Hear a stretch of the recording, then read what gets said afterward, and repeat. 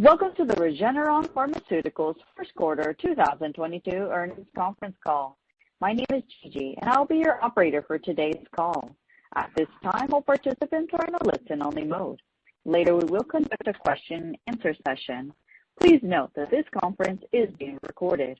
I will now turn the call over to Ryan Crowe, Vice President, Investor Relations. You may begin. Thank you, Gigi. Good morning, good afternoon, and good evening to everyone listening around the globe. Thank you for your interest in Regeneron, and welcome to our First Quarter 2022 Earnings Conference Call. An archive of this webcast will be available on our Investor Relations website shortly after the call ends. Joining me today are Dr. Leonard Schleifer, Founder, President, and Chief Executive Officer, Dr. George Yancopoulos, Co-Founder, President, and Chief Scientific Officer, Marion McCourt, Executive Vice President and Head of Commercial, and Bob Landry, Executive Vice President and Chief Financial Officer. After our prepared remarks, we will open the call for Q&A. I'd also like to remind you that remarks made on this call today include forward-looking statements about Regeneron. Such statements may include, but are not limited to, those related to Regeneron and its products and businesses, financial forecasting guidance, development programs and related anticipated milestones, collaborations, finances, regulatory matters, payer coverage and reimbursement issues, intellectual property, pending litigation and other proceedings, and competition. Each forward-looking statement is subject to risks and uncertainties that could cause actual results and events to differ materially from those projected in that statement. A more complete description of these and other material risks can be found in Regeneron's filings with the United States Securities and Exchange Commission, including its Form 10-Q for the quarterly period ended March 31st, 2022, which was filed with the SEC this morning. Regeneron does not undertake any obligation to update any forward-looking statements, whether as a result of new information, future events, or otherwise. In addition, please note that GAAP and non-GAAP measures will be discussed in today's call. Information regarding our use of non-GAAP financial measures and the reconciliation of those measures to GAAP is available on our financial results press release, which can be accessed on our website. Once our call concludes, Bob Landry and the IR team will be available to answer any further questions. This earnings call is neither an offer to purchase nor a solicitation of an offer to sell securities of Checkmate Pharmaceuticals, Inc. In connection with the tender offer for Checkmate stock, Regeneron and Scandinavian Acquisition Sub, Inc. filed with the SEC and tender offer statement on Schedule TO and other tender offer materials, and Checkmate filed a solicitation recommendation statement on Schedule 14D9 with the SEC. Copies of the documents filed with the SEC by Regeneron and Checkmate are available free of charge on Regeneron's website at investor.regeneron.com or on Checkmate's website at ir.checkmatepharma.com as applicable, or at the SEC's website at www.sec.gov. You should review such materials filed with the SEC carefully because they contain or will contain important information about the tender offer for Checkmate stock that holders of Checkmate securities and other investors should consider before making any decision with respect to the tender offer. With that, let me turn the call over to our President and Chief Executive Officer, Dr. Len Schleifer. Len? Thank you, Ryan. Welcome to your first earnings call. Thank you. I hope all of our stakeholders will join me in giving you a warm welcome to the Regeneron team. Thanks to everyone joining the call as well. Following an exceptional 2021, Regeneron is off to a strong start in 2022. Our first quarter results were driven by execution across the entire company as we continue to realize the benefits of our sustained investment in differentiated research and development, along with our focus on commercial performance. We also continue to drive shareholder value through prudent capital allocation, including approximately $350 million of share repurchases in the first 3 months of this year. Regarding our financial performance, we delivered strong double-digit revenue and non-GAAP earnings per share growth. Excluding revenue contributions from our investigational COVID antibody cocktail, revenues grew 25%, reflecting our increasingly diversified core business, which continues to thrive. For EYLEA, global net sales grew 11% to nearly $2.4 billion in the first quarter, including $1.5 billion of revenues in the United States, up 13% versus last year, which outpaced the U.S. anti-VEGF category growth. In yet another milestone for EYLEA, after more than 10 years, we recently surpassed 50 million EYLEA injections globally, a testament to its well-established efficacy and safety profile. We believe EYLEA continues to represent a significant long-term growth opportunity, primarily driven by an aging population, increasing utilization among a rapidly growing diabetic population, as well as the potential for investigational aflibercept 8 milligrams to complement and enhance our retinal franchise. For Dupixent in quarter one, global revenues for the quarter exceeded $1.8 billion, an increase of 43% to last year, as we continue to redefine the treatment of type 2 inflammatory diseases. A significant opportunity remains to reach even more patients in already approved indications, and we look forward to potentially launching Dupixent in 7 new indications in the U.S. later this year and in early 2023, including pediatric atopic dermatitis, eosinophilic esophagitis, and prurigo nodularis. Collectively, approximately 200,000 U.S. patients are suffering from these 3 indications today, but currently have no FDA-approved systemic treatment options. In oncology, Libtayo continues to capture significant share in FDA-approved non-melanoma skin cancer indications, where it is considered the standard of care. Beyond dermato-oncology, we're beginning to generate momentum in monotherapy non-small cell lung cancer in the United States, helping to build a foundation for potential launch of Libtayo plus chemotherapy later this year, which would allow Libtayo to address a much larger population of non-small cell lung cancer patients.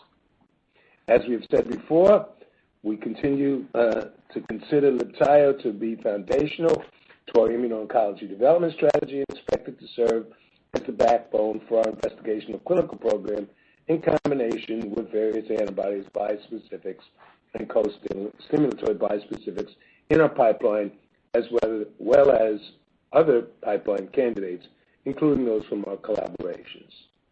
In April, we announced our agreement to acquire Checkmate Pharmaceuticals, Regeneron's first-ever acquisition of a company.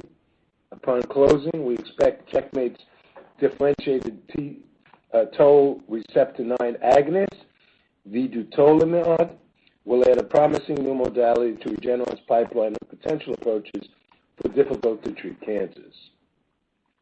Looking ahead, we remain on track for the second half of this year to share data in difficult-to-treat solid tumors, such as ovarian and prostate cancers, to submit a BLA for odronextamab, a potentially best-in-class CD20 by CD3 bispecific for refractory B-cell lymphomas, and to advance Regeneron 5458, our BCMA by CD3 bispecific. Finally, regarding our ongoing COVID-19 response, Regeneron remains committed to combating the virus as we head toward the likely endemic stage.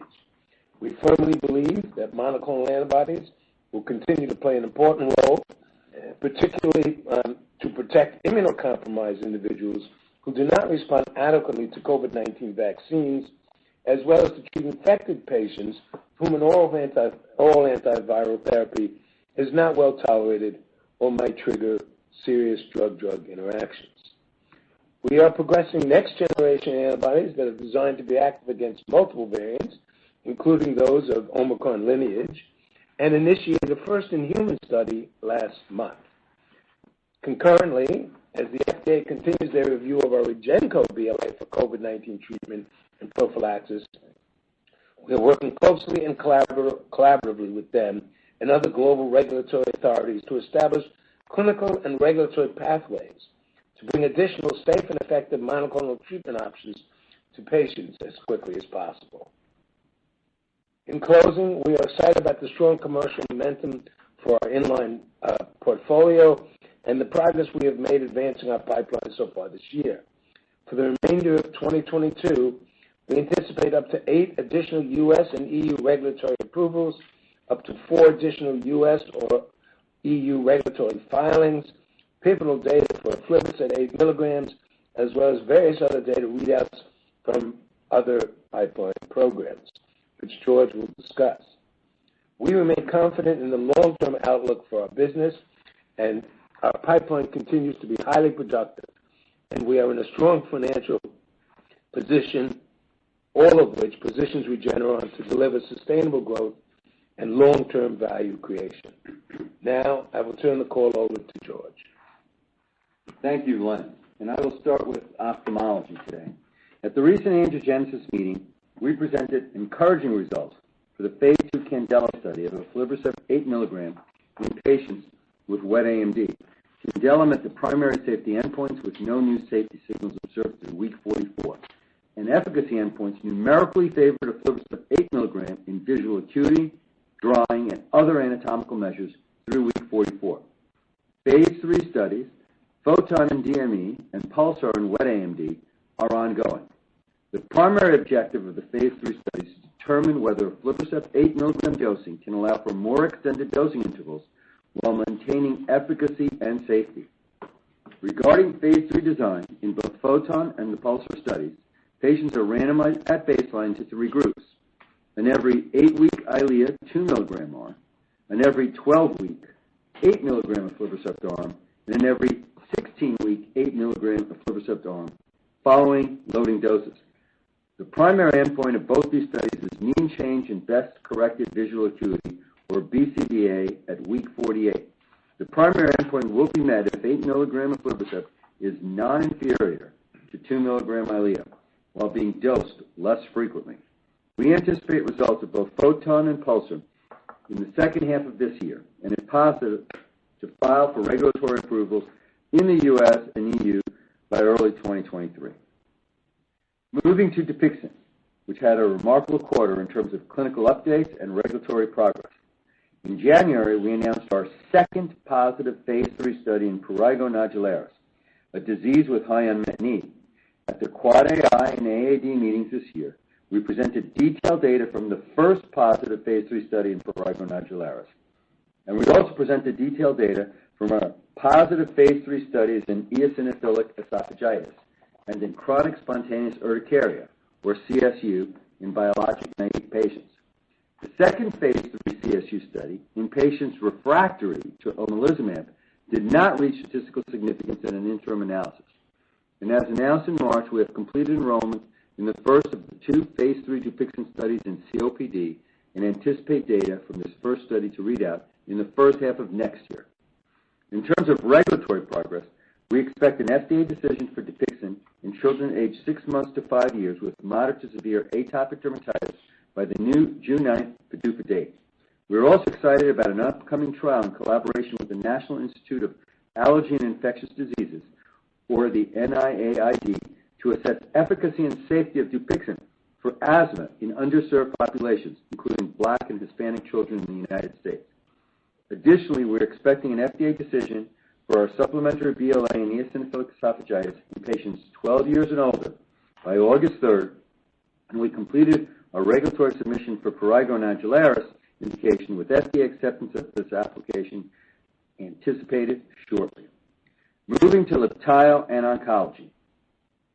We are excited about the upcoming milestones in our oncology pipeline, including the FDA decision on our Libtayo chemo combo application for non-small cell lung cancer, data readouts, and potential regulatory filings for our hematology bispecifics, as well as initial data readouts from our bispecific antibodies for solid tumors. In hematology, odronextamab, our CD20 by CD3 bispecific, has the potential for best-in-class efficacy in both follicular and diffuse large B-cell lymphoma, and was recently granted fast-track designation from the FDA for these indications. Detailed results of our first-in-human study were recently published in Lancet Hematology, and our registration intent programs in late-stage follicular lymphoma and DLBCL are expected to complete enrollment soon. Based on the safety profile we are observing from our updated step-up dosing regimen, we believe odronextamab has the potential to be administered entirely within the outpatient setting. We look forward to filing with this updated data set later this year, pending regulatory feedback from the FDA. Development of REGN 5458, our BCMA by C3 bispecific investigated for relapsed or refractory multiple myeloma, remains on track, and, pending regulatory feedback, we are planning to submit regulatory approval in the first half of 2023. Studies in earlier lines of the disease, as well as an umbrella study in multiple myeloma investigating 5458 in combination with various standard of care products and investigational candidates, will begin enrollment shortly. In the second half of the year, we anticipate initial clinical data disclosures for 3 first-in-class bispecifics: our MUC16 by C3 monotherapy for late-stage ovarian cancer, our MET by MET bispecific antibody for MET-altered non-small cell lung cancer, as well as our PSMA by CD28 co-stim bispecific in combination with Libtayo in late-stage prostate cancers. For these late-stage cancers, patients have limited options, and showing any durable response would be a promising early sign to be confirmed with additional clinical studies also involving combinations. We continue to progress our strategic approach to oncology, which starts with Libtayo as our foundational anti-PD-1 therapy and is augmented by logical combinations utilizing our broad oncology pipeline, whether it involves combining Libtayo with a second checkpoint inhibitor, as we are doing with our LAG-3 antibody in melanoma and other settings, with different combinations of bispecifics, or with other agents in our portfolio. Briefly turning to our antibodies against COVID-19.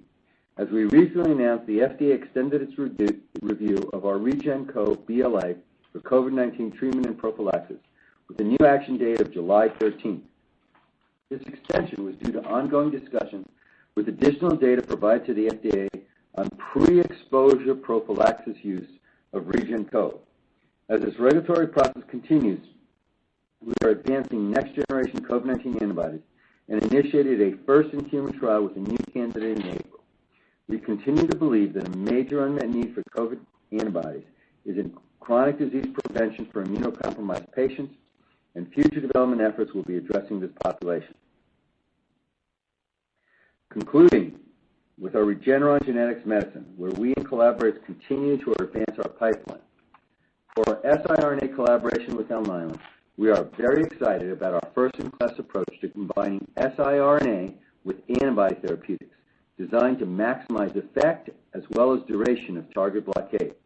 The first of these is our C5 siRNA antibody combination, cemdisiran plus pozelimab.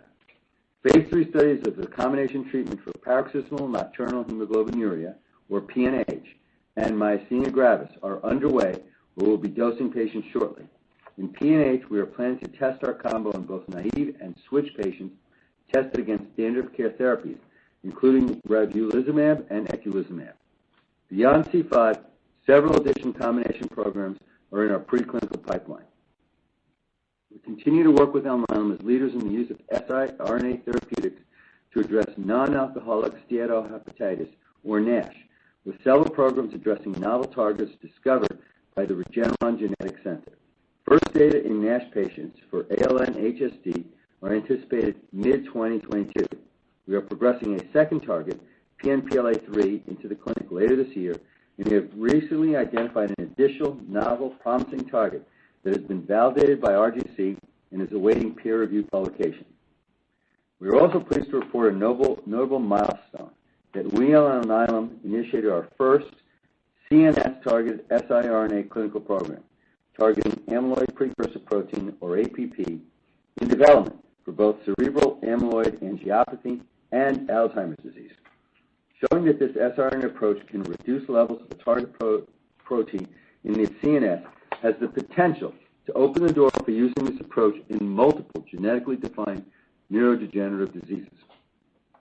In the first corner, we and Intellia provided an update on our joint CRISPR-based knockout program for transthyretin amyloidosis. Just to remind you, this is the first example of achieving CRISPR-based genomic editing in human beings. A recent update demonstrated greater than 90% reduction of transthyretin durably achieved for the follow-up observation period in patients with hereditary transthyretin amyloidosis with polyneuropathy, as well as acceptable safety observed so far. Our genetics medicine portfolio now includes the diverse pipeline of siRNA candidates that we are working on with Alnylam, targeting the diseases of the liver, the brain, and the eye, as well as our CRISPR-based approaches in collaboration with Intellia, and our viral-targeted gene delivery programs, such as with Decibel addressing congenital forms of hearing loss, and other internal programs. While still early, we think these groundbreaking approaches have the potential to change the practice of medicine. And with that, I will turn the call over to Mary. Thank you, George. Our commercial performance in the first quarter reflects strong execution and the competitive strengths of our diversified and growing portfolio. Starting with EYLEA, first quarter global net sales grew 11% year-over-year to nearly $2.4 billion. Over the same period, U.S. net product sales grew 13% to $1.52 billion as EYLEA continues to strengthen its leadership position. Across approved indications, EYLEA is the preferred anti-VEGF treatment based on its differentiated efficacy and safety profile, as well as extensive real-world patient and physician experience. As Len mentioned, we are incredibly proud that EYLEA has helped improve or save the vision of patients around the world with more than 50 million treatments since launch. Category growth and EYLEA market share continue to increase across all approved indications. In diabetic eye disease, we've seen notable increases across the patient continuum from initial patient diagnosis through to receiving ongoing EYLEA treatment. We believe diabetic eye disease will remain an important source of future growth for EYLEA, as unfortunately most patients remain underdiagnosed and undertreated. Beyond EYLEA, our investigational aflibercept 8 mg clinical program continues to generate excitement and a high level of interest within the retinal community. If supported by phase 3 results, aflibercept 8 mg has the potential to be a major enhancement to the anti-VEGF treatment paradigm. In summary, we are confident in Regeneron's ability to maintain leadership over the long term based on our current EYLEA performance and future potential of aflibercept 8 mg. Turning now to Libtayo, with first quarter global net sales of $125 million, in the U.S., net sales were $79 million based on steadily improving demand across FDA-approved non-melanoma skin cancer indications. The number of prescribers has increased in our non-small cell lung cancer monotherapy indication based on growing brand awareness, positive prescriber feedback, and an increasing number of institutions and networks that have included in Libtayo in protocols and pathways. We are working to build on this momentum ahead of the potential chemotherapy combination approval expected later this year that would dramatically expand the patient opportunity for Libtayo in lung cancer. And finally, onto Dupixent, which again achieved remarkable growth for the quarter, demonstrated by a 43% increase in global net sales to over $1.8 billion. Our performance is fueled by robust uptake across all approved indications, as well as an expanding geographic footprint and potential future indications, including use in younger patients. Dupixent is a transformational medicine for patients and prescribers with significant growth potential ahead. In the U.S., net product sales grew 38% to $1.3 billion. In atopic dermatitis, Dupixent is the first-line systemic treatment in patients with moderate to severe disease. Healthcare specialists recognize Dupixent's differentiated profile, which includes dual anti-IL-4 and IL-13 mechanism of action, compelling efficacy, rapid symptom relief, and well-established safety profile.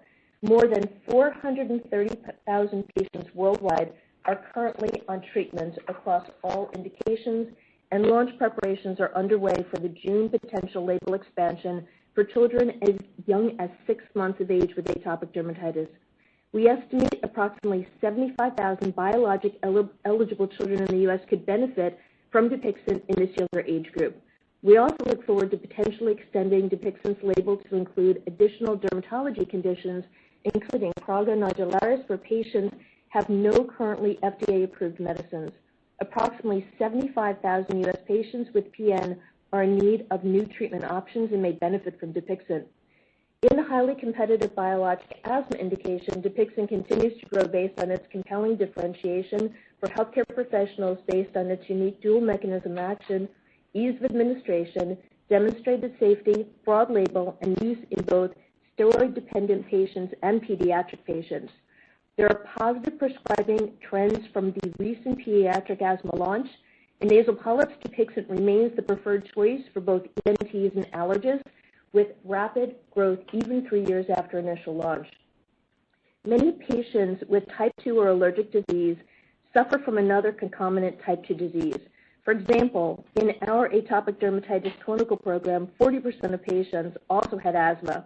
Dupixent is differentiated not only by its efficacy and safety profile in individual FDA-approved type 2 indications, but also its potential to simultaneously address multiple type 2 diseases in the same patient. We look forward to expanding Dupixent into even more type 2 diseases. Launch preparations are underway for eosinophilic esophagitis, where there are no FDA-approved medicines and significant unmet need. Importantly, in our EoE clinical program, approximately 45% of patients also had atopic dermatitis or asthma. If approved in EoE, we estimate at least 50,000 patients in the U.S. could benefit from Dupixent in this indication. Key opinion leaders continue to provide positive feedback on our clinical data, especially given the lack of effective approved treatment alternatives for the patients who suffer from multiple EoE symptoms. Turning briefly now to Dupixent in markets outside the U.S., in the first quarter, net product sales grew 61% to $485 million. Over the past year, Regeneron has expanded our commercial presence in several key markets outside the United States, and we are encouraged with progress so far integrating our sales efforts with Sanofi. In summary, we see significant potential for Dupixent to continue to change the lives of patients and their families, and we will continue to advance initiatives that bring Dupixent to those in need. In conclusion, we are pleased with performance across our portfolio. We continue to advance our inline brands and are on track to deliver on future launches, positioning Regeneron for sustained and long-term growth. Now I'll turn the call over to Bob. Thank you, Marion. My comments today are on Regeneron's financial results and outlook will be on a non-GAAP basis unless otherwise noted.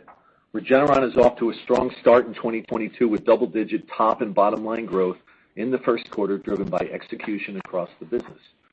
First quarter total revenues grew 17% year over year to $2.97 billion.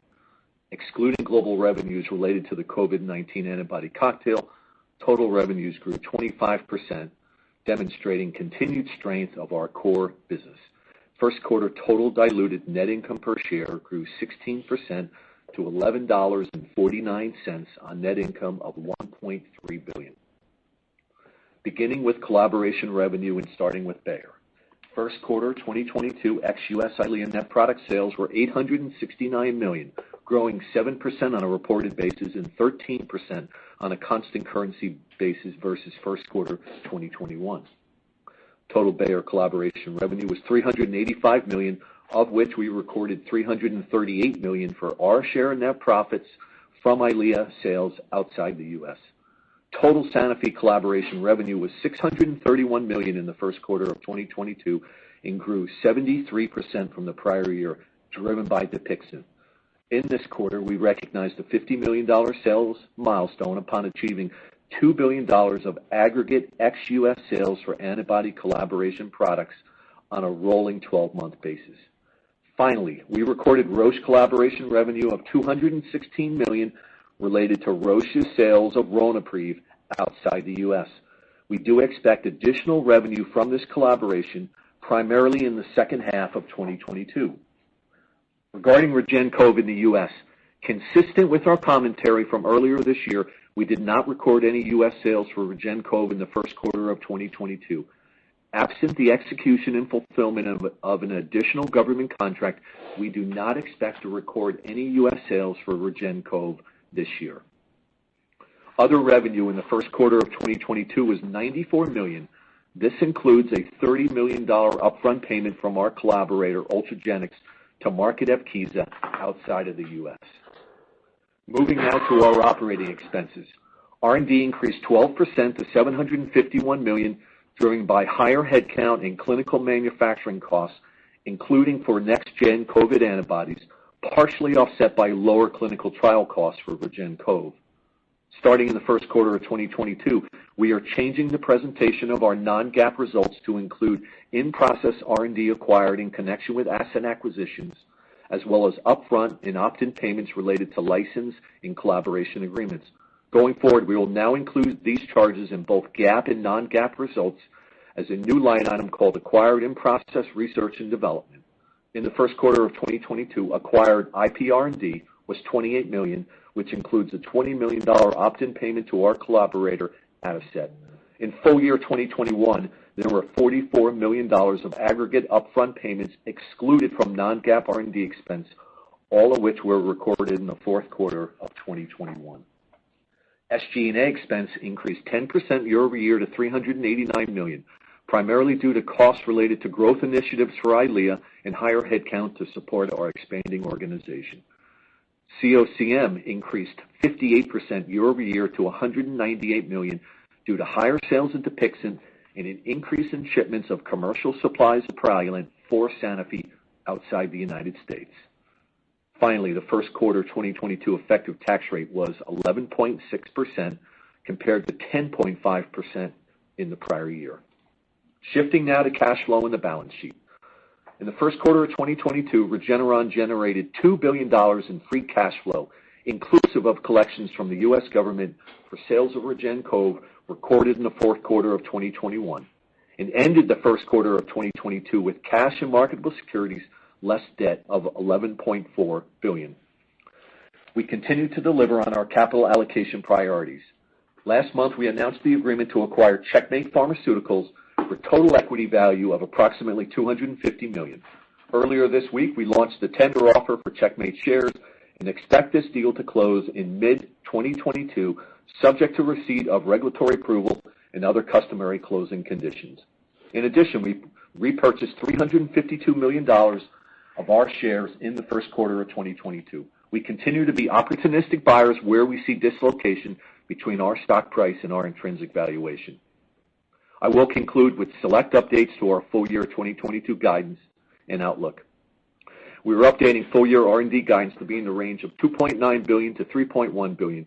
The increase in guidance is driven by clinical manufacturing costs for next-gen COVID antibodies, most of which were recorded in the first quarter, and advancing programs across our pipeline. We also now expect our full-year effective tax rate to be in the range of 12% to 14%. A complete summary of our latest full-year guidance is available in our press release issued earlier this morning. In conclusion, our core business is performing well, and we continue to make investments in our R&D engine, supported by our strong financial position, leaving Regeneron well-positioned for sustainable long-term growth. With that, I will pass the call back to Ryan. Thank you, Bob. Gigi, that concludes our prepared remarks. We'd now like to open the call for Q&A. With more than 20 callers in the queue, and to ensure we are able to address as many questions as possible, we will answer only one question from each caller before moving to the next. Gigi, please go ahead. As a reminder, to ask a question, you will need to press *1 on your telephone. To withdraw your question, press the # key. Please stand by while we compile the Q&A roster. Our first question comes from the line of Chris Raymond from Piper Sandler. Your line is now open. Hey, thanks for taking the question. Just a question, maybe for Marion, if I can, on EYLEA and the sort of the competitive set. I know you guys have said feedback from the market on Vabysmo has been, somewhat muted, but it's actually kind of striking how different Roche is sort of viewing the reception of the drug.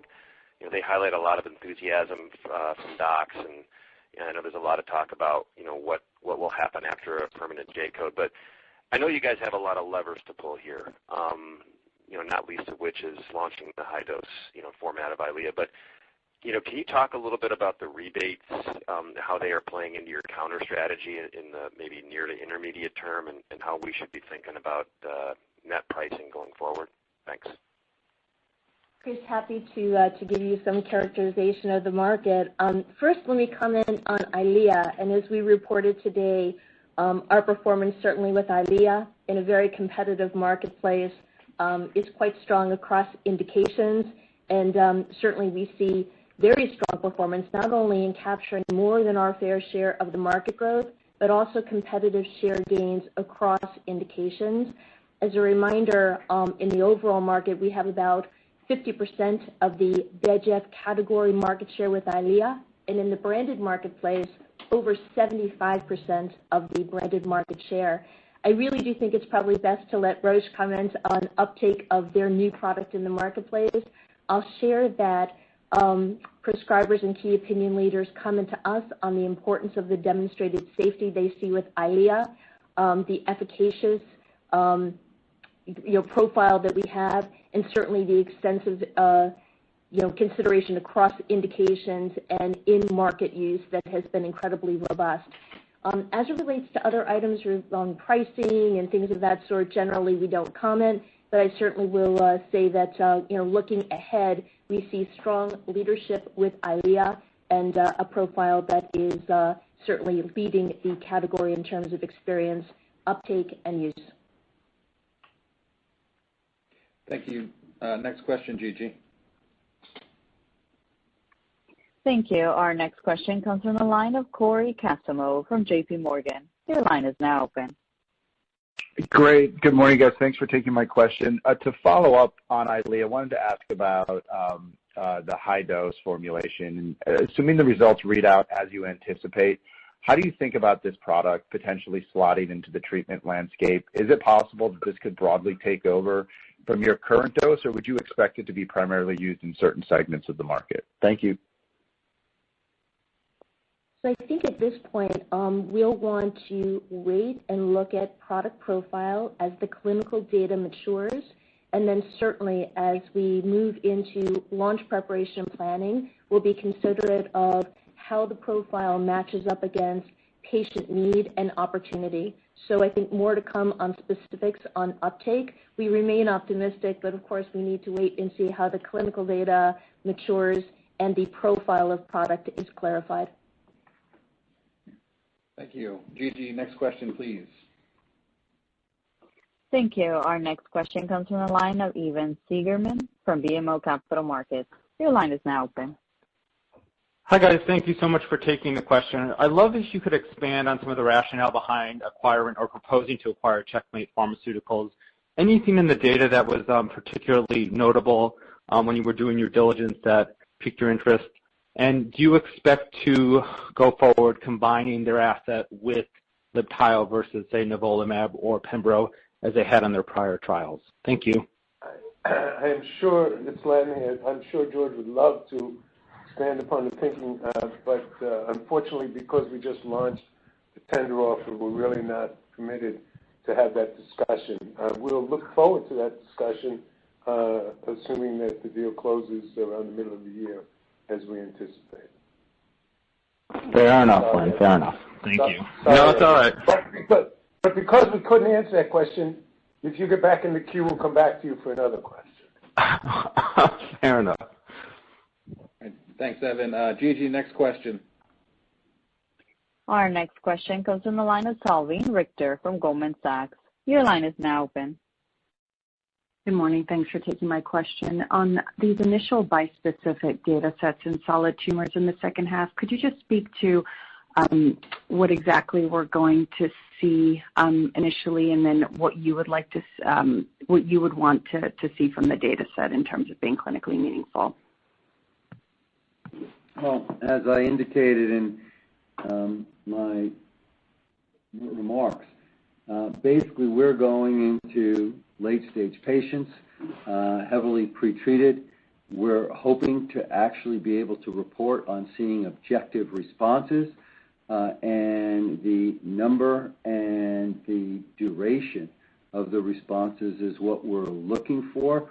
We would love to be able to see significant numbers of durable responses, showing that each one of these novel agents is really making a difference in the latest stage patients. That, of course, would open up for each one of them, we think, very important opportunities in terms of both those late stage settings, but also particularly with logical combinations going back into earlier and earlier stage patients. So each one of them could become then a significant program, not only in monotherapy, but in combination with logical other agents.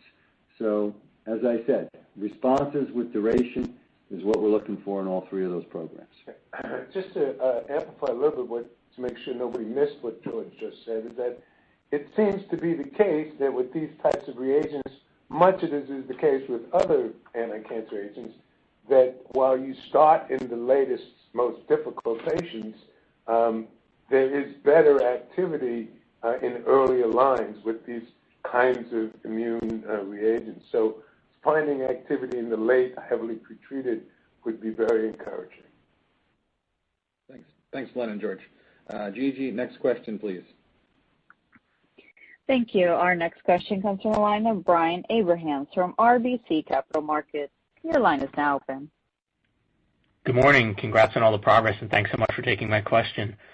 Can you elaborate a little bit more on the safety benefit that you're seeing for odronextamab stepped-up dosing, and I guess what it means in terms of differentiating versus other bispecifics in development and ultimately CAR-T, and then your confidence that you'll retain similarly strong efficacy with this dose? Thanks.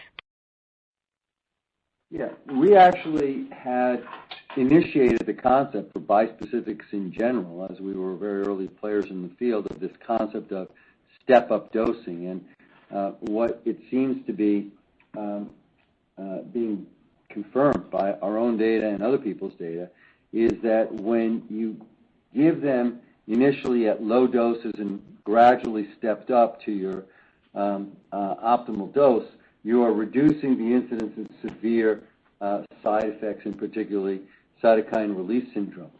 We had actually pretty low rates with our original. So our original dosing regimen was also a step-up dosing regimen. But in collaboration with the FDA, we redefined the stepped-up dosing and came up with a even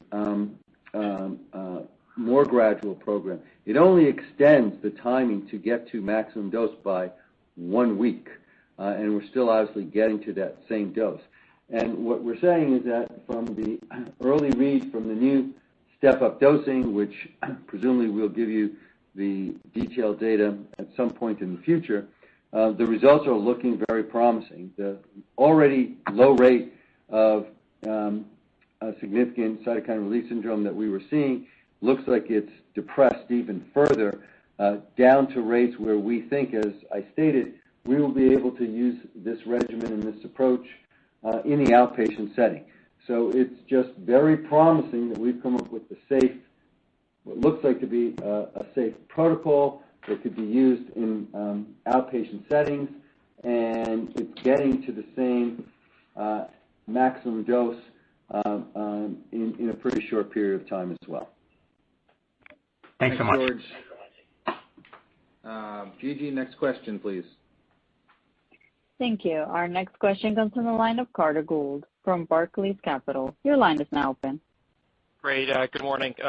One for me. I want to understand, I guess, how you're thinking about your broader CV effort. You know, we've heard from a number of larger pharma and biotech companies sort of rededicating themselves to CV recently. And when you map out the indications and products, I'd argue you have one of the broader pipelines across CV, but you don't really get much credit for it, and Praluent and Evkeeza remain relatively small contributors to your sales. So do you see this being a major commercially relevant area for Regeneron going forward? I'd just like to understand your ambitions here a little bit better. Thank you. Yeah, we have not obviously realized what we think is the full potential of our CV expertise and capabilities, and we are exploring ways on how to do that. Some of which may require us to rethink combinations of both types of reagents and targets, and hopefully you'll hear more about that. But we would agree, it's right now it's not a major contributor to our near-term performance. Okay, thank you. Gigi, next question, please. Our next question comes from the line of Brian Skorney from Baird. Your line is now open. Hi, this is Luke Herman on for Brian Skorney. Could you talk a bit more about 5458, maybe your confidence that the currently enrolling phase 2 study will support a filing, any timeline granularity, and combinations you're particularly excited about there? Thanks. Yeah, well, in small numbers, we have very competitive response rates with deep responses and duration that we think for these late-stage patients should be able to support registration. If we can replicate it in the larger phase 2 registrational possible study that we're undertaking.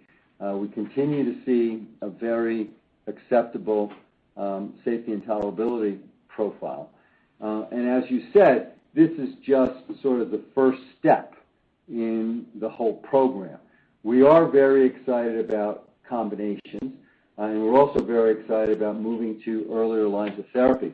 In terms of combinations, as we've talked about before, it's very logical, and the preclinical data are very compelling, that combinations with so-called co-stimulatory bispecifics that also bind to a target on the same myeloma cells, but now activate what we and others refer to as single 2, will be very exciting and has really the potential to enhance responsiveness and deepen duration. We have a series of additional next generation candidates as well that we could layer on top of that next series of logical combinations which involve these co-stimulatory molecules. And we're also thinking that obviously, as Len already mentioned, going to earlier lines of therapy is only going to increase the responsiveness and the opportunities to get longer and longer responses and, dare I say, even potentially cures. So that's the basic summary of our programs. Get registration in the late setting by replicating the data that we've seen with our ongoing registration possible phase 2 study, adding combinations to enhance responses, deepen responsiveness and duration, and 3, going into earlier lines of therapy as well. Thanks, George. Gigi, next question, please. Thank you. Our next question comes from the line of Brittany A. Woods from Cowen and Company. Your line is now open. Good morning, everyone. This is Brittany on for Tyler. Congrats on another strong quarter, and thanks for taking our questions. So a multi-part question a bit related on the REGEN-COV cocktail. For the ongoing studies of the next-gen candidates, when do you expect that you will be filed for approval? What will the regulatory path forward look like? And also, if we continue to be in a relatively low case period as we enter the endemic phase, what could a pivotal trial ultimately look like there? These are all really great questions, and we are continuing to discuss our regulatory path both for getting our hopefully full approval for our existing cocktail, but also the regulatory path going forward for next generation cocktails with the FDA. That's an ongoing discussion that has potential to change, and obviously associated studies to support that program have the potential to change.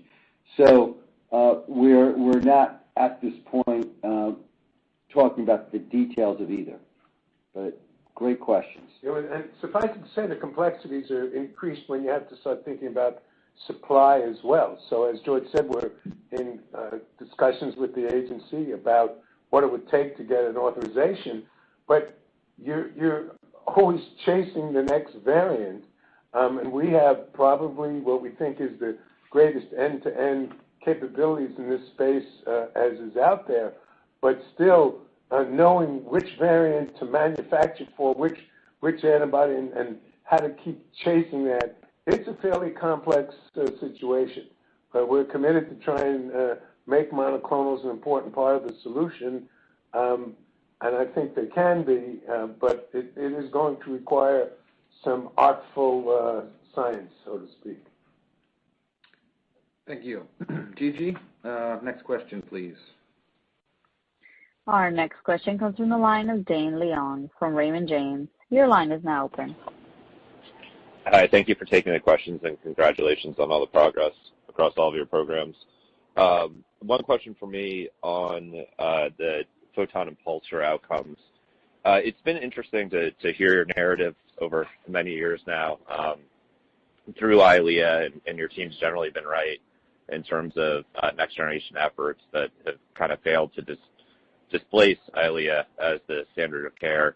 And To that point, I'm a little interested from your commentary on the Candela readout and how that impacts your interpretation of photon and pulsar. Meaning, what does your team really think ends up being a differentiated outcome for those patients that are able to treat and extend on the high dose out to Q16 week? And does that have to be a comparison to what read out with faricimab studies to make it a compelling, drug option or a higher dose option in the market to complement EYLEA? And the context for this, I guess I'd put in is you guys have generally contended that a lot of these studies comparing against per label EYLEA are not actually fair studies to be running. Faricimab obviously used an extra loading dose, but in the real world, the treat and extend of EYLEA versus any of these other agents is actually quite equivalent. So I'd be just interested to hear how you think that the contextualization of these high-dose aflibercept studies really inform of who should get the higher dose if and when it becomes available. Thank you very much. That's going to be obviously a choice for clinicians to decide once they've seen all the data. But I think that an important consideration is still going to be not only the duration, because duration does matter, efficacy matters, but safety. And I think the distinct advantage we have with high-dose EYLEA is that from a molecular point of view, whether you're having immunologic reactions and those sorts of things, EYLEA is a very well-known entity. If we can transition to a higher dose with the same kind of safety and allow for longer duration, I think that is a more attractive paradigm than switching to a new molecular mechanism of action with unproven safety with 50 million injections behind it. And frankly, I do think even the FDA views when you're changing dosing paradigms of the same molecule as different when you're bringing in a new molecule. So we can't say, and we wouldn't dare to speak for what clinicians will do once they see the data. But we do feel strongly that having the same EYLEA backbone, if we get the safety that we anticipate thus far from the small Candela study, and we get the kind of extension of duration, perhaps with more drying, we'll look at the actual numbers, I think that sort of transition is more efficient than transitions that may occur with new reagents. Thank you, Len. Thank you. Gigi, I think we have time for 2 more questions. Thank you. Our next question comes from the line of Charlie Yang from Morgan Stanley. Your line is now open. Thanks for taking the question. This is Charlie Yang for Matthew. I just want to follow up on the region 5458, the BCMA bispecific. I guess my question here is, given the competitor is ahead and potentially kind of getting approval later this year, and they are kind of already testing in combination with Darzalex, for example. I'm just curious about kind of your confidence on, the 5458 kind of in terms of its outlook, and maybe just provide some thoughts on the competitive landscape and the commercial opportunity across different line of settings. Thank you. Yeah, we think being, marginally ahead or behind here isn't really going to mean all that much. It's how good your actual agent is, and also, of course, what opportunities you have for combinations. And so, as we said, if we can reproduce the efficacy we've seen in our initial studies in our potentially pivotal phase 2 program, that'll make it a very, very competitive agent in terms of efficacy, and that's what obviously really matters. But also in terms of combinations, we do believe that we have some of the most interesting and potentially game-changing combinations with novel agents, such as these co-stimulatory bispecifics that are whole different opportunities than combinations with more traditional agents. So we can take the efficacy that hopefully we will see with the monotherapy, both in the late-stage setting, but just as, if not more importantly, in the earlier stage settings, and really extend and take it to another level. Being a little bit ahead or behind here is not going to be as important as producing really good data. Combinations, we think it's really, whether you can really come up and you have in your portfolio very interesting logical combinations that can really be game-changing. And we think that we have those opportunities, which is why we're so excited about this program. Great. Thanks, George. Gigi, last question, please. Thank you. Our next question comes from the line of Mohit Bansal from Wells Fargo. Your line is now open. Great. Thank you for squeezing me in.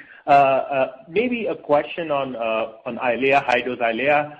Hey, George, I would love to get your take on the design of the DME trial. It seems like there are 5 monthly doses in the 2 milligram arm, just like label, but only 3 for the 8 milligram arm.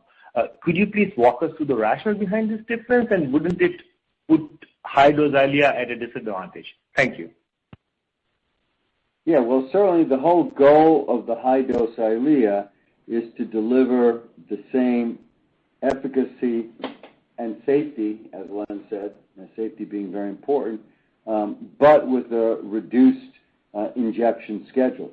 And so obviously it is, as you said, more challenging to be accomplishing the results in Photon with less loading injections than for the 2 milligram EYLEA, but that is the goal with the high dose aflibercept. So it is challenging, but it is the higher dose. That's what the goal is, and I guess the data will speak. Yeah, and I think we can eliminate, if we gave too high of a loading dose, obviously, it might complicate some of the efficacy readouts. But as George said, I think based on what we know when we designed it, this looks like it could, we're optimistic. All right, thank you. I think we're done. Thank you. Thanks, Mohit. Gigi, we conclude the call? This concludes today's conference call. Thank you for participating. You may now disconnect.